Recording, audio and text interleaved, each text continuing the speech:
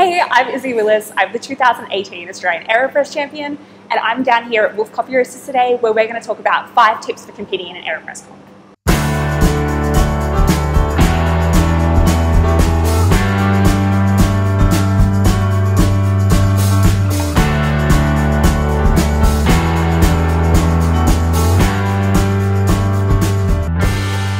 Cool, so tip number 1 is being confident in your recipe. For me, that means adjusting every single variable you can possibly think of. I always start off with a super simple base recipe and then adjusting one variable at a time. A huge part of this for me as well is writing it down and documenting all of my different findings. So, example, I might drop the water temperature, taste that, cup that, write my findings down, and then come back to my base. So then I'm going to change, say, my time. Cup that, taste that, write it down, and then come back to the base.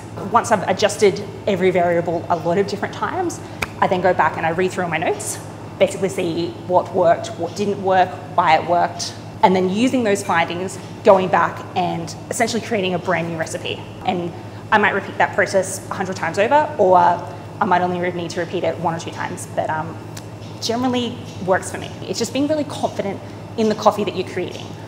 When you're up on stage, it is honestly terrifying. You've got people talking at you, you've got people watching you. You want to know the inside of your recipe so you can do it almost without thinking about it. So that you know, all right, cool, I'm going to weigh out 20 grams of coffee, then I'm going to need 200 mils of water. You want to know it so well back in front that you can do it without even worrying about anything else. Cool. Tip number 2, I think it's really important to familiarize yourself with the equipment that you're going to be using on the night. There's nothing worse than getting up on stage and seeing a kettle that you've never seen before. If you can't find out what kind of equipment you're going to be using on the night, I always recommend bringing your own. Bring your own kettle, bring your own scales, definitely bring your own grinder. The more you can bring from home, the better. It's just going to stop that little element of stage fright, I guess. Tip number 3, if you can, find out what coffee you're going to be using beforehand. Beg, borrow, call people, like you need to find out beforehand. Chances are the roastery is going to send you out some coffee, but on the off chance that doesn't happen, try and make your recipe with as many different types of coffee as you can get your hand on.